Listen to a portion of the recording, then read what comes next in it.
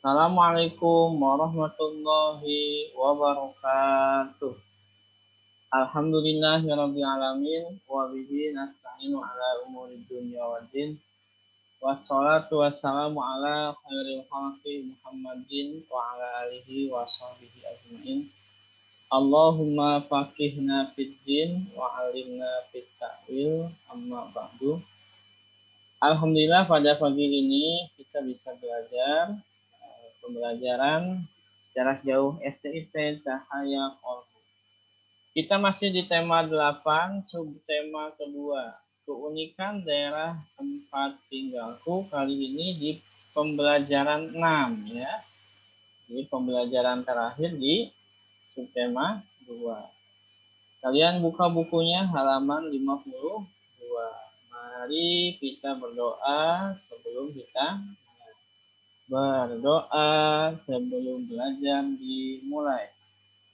Raditu billahi robba wa bil islami dina wa bi muhammadin nabiyya wa rasulah wa bil qur'ani imama wa hukma.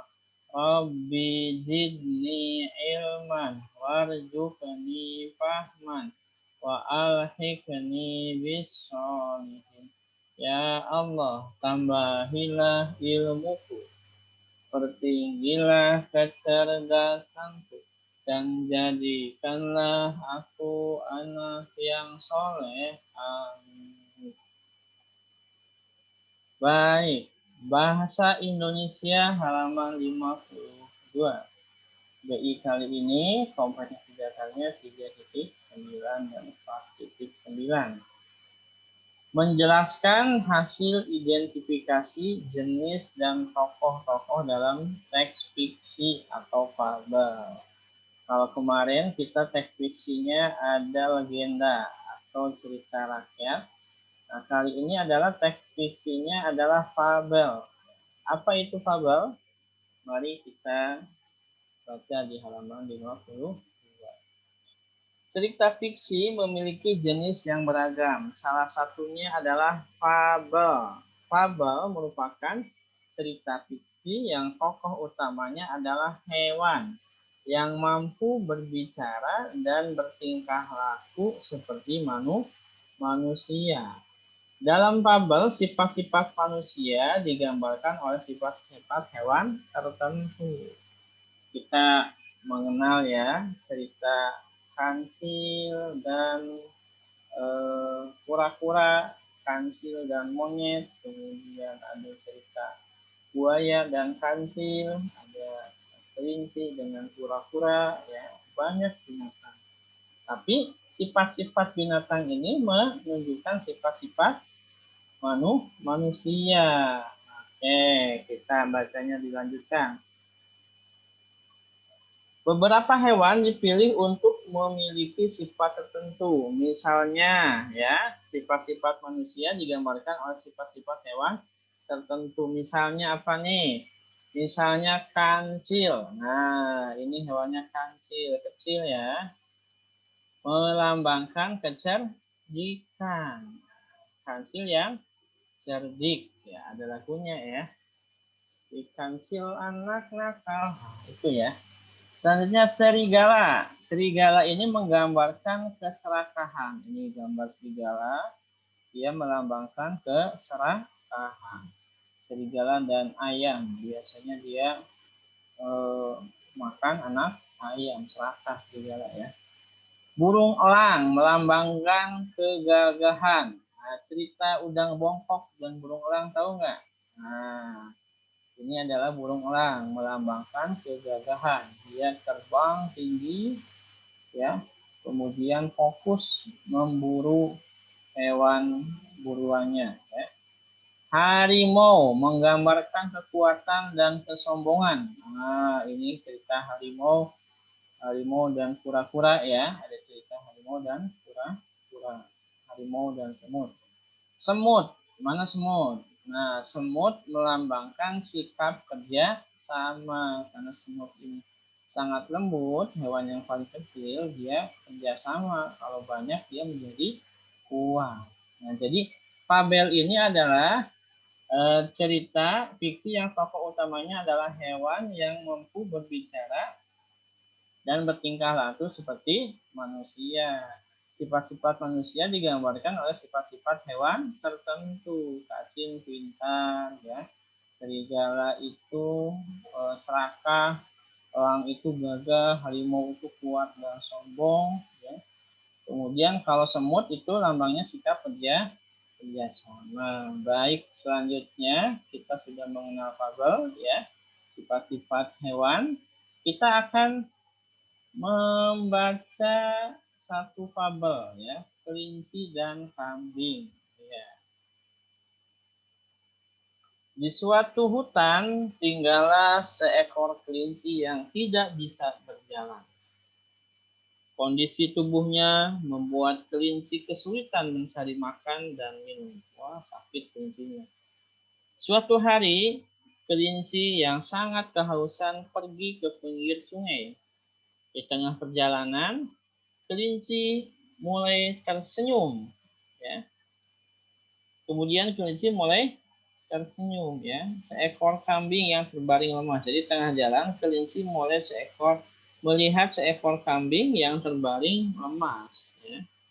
Nah, kelinci memeriksa si kambing. Kemudian kelinci mulai tersenyum. Kambing tua itu memiliki kaki, namun ia tidak dapat melihat. Sedangkan dirinya memiliki mata namun tidak dapat berjalan seperti hewan lain. Kelinci pun segera membantu kambing tua menuju sungai terdekat.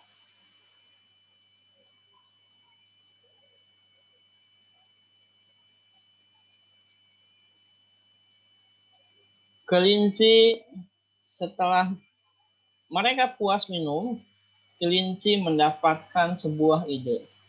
Teman, sebaiknya kita berdua bekerja sama.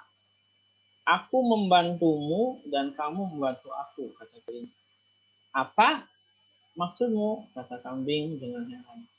Matamu yang buta membuatmu sulit melihat, sedang aku tidak dapat berjalan. Kau dapat membantuku dengan kakimu untuk berjalan, dan sebaliknya, gunakanlah mataku untuk membantumu melihat, jawab kelinci. Kambing mulai tertarik dengan ide kelinci yang menarik itu. Itu bertanya, bagaimana caranya? Kata kambing. Mudah saja teman, aku akan duduk di atas punggungmu sehingga kamu dapat menggunakan mataku. Aku akan menunjukkan jalan kemanapun kamu pergi. Sementara itu, kamu membantuku berjalan dengan kakimu, jawab kelinci dengan benar. Tanpa memerlukan waktu yang lama untuk berpikir, kambing tua langsung menerima ide cemerlang si kelinci. Si kambing segera mempersilahkan kelinci untuk naik ke punggungnya. Nah, sejak saat itu, kambing tua dan kelinci mulai bersahabat. Kelinci sangat senang sekali karena ia dapat berjalan dan mendapatkan sahabat. Kambing pun merasa sangat beruntung karena ditolong oleh kelinci.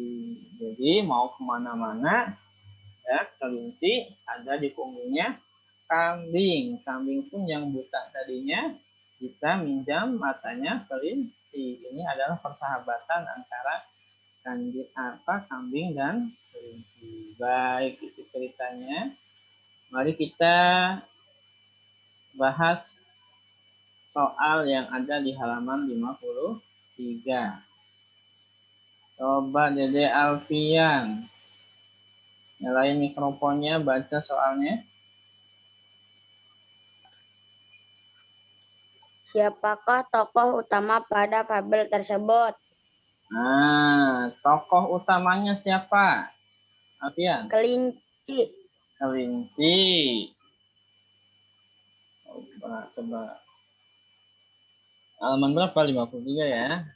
Halaman 53. Tokoh utamanya adalah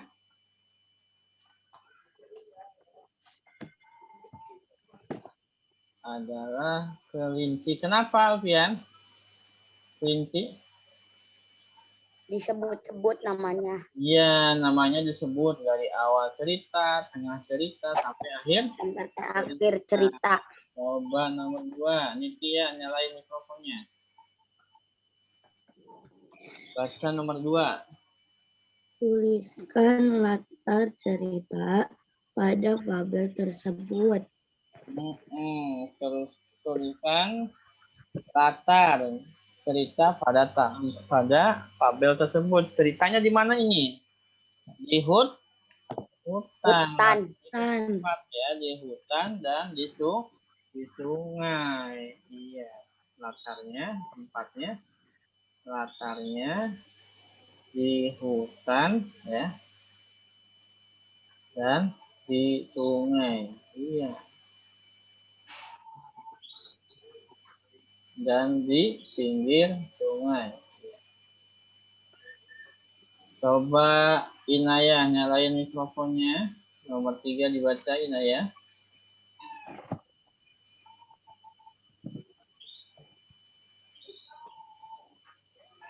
Kalimat manakah yang menyatakan mereka hidup rukun berdampingan? Kalimat yang mana? Yang paragraf terakhir ya?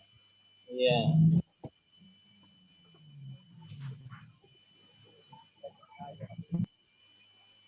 Sejak saat itu, kambing tua dan kelinci mulai bersahabat. Itu kalimatnya. Sejak saat itu,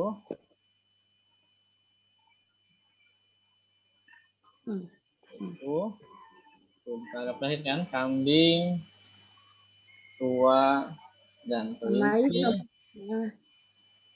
mulai bersahabat.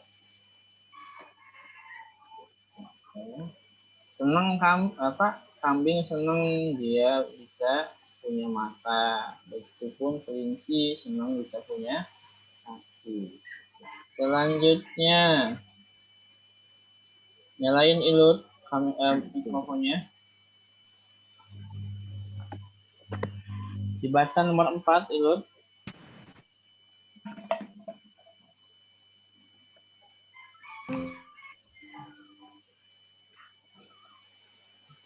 Nomor 4. Menurut fabel tersebut, mengapa kelinci nomor 4?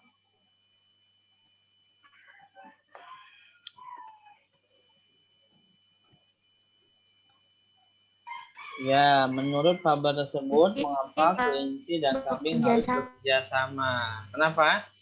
Karena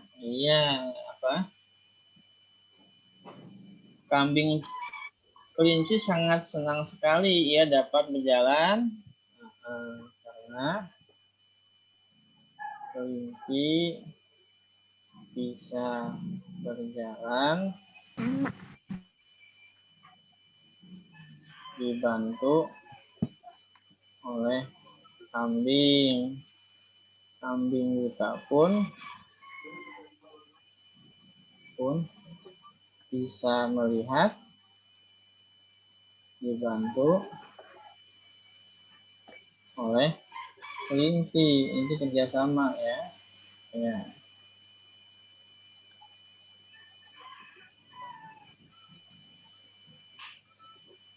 Coba Alfian baca nomor 5. Sikap apakah yang dimiliki para tokoh yang menyerupai sifat pada diri manusia? Ya, sifat apakah yang dimiliki para tokoh yang menyerupai sifat pada diri manusia? Apa? Kelinci itu apa? Pintar. Ya, kelinci pintar memecahkan masalah. Iya, kayak manusia. Sedangkan kambing suka menolong dan bekerja sama. Iya. Sifat manusianya 1 menolong, 2 bekerja sama, 3-nya memecahkan masalah, pintar. Ya.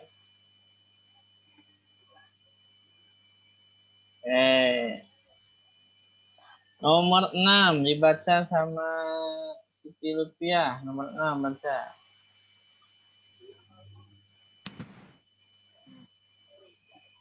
Tuliskan isi dan makna fabel kelinci dan kambing dengan bahasamu sendiri. Oke.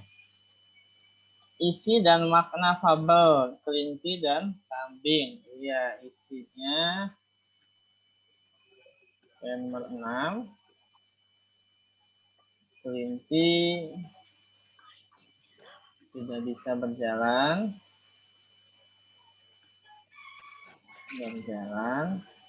karena kakinya sakit. Kemudian kambing tidak bisa melihat karena buta. Mereka bekerja sama dengan menutupi kekurangan masing-masing.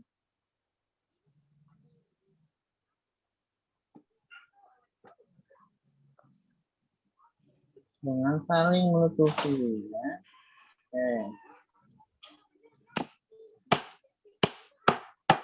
Nah, maknanya apa? Maknanya kita harus saling bekerja sama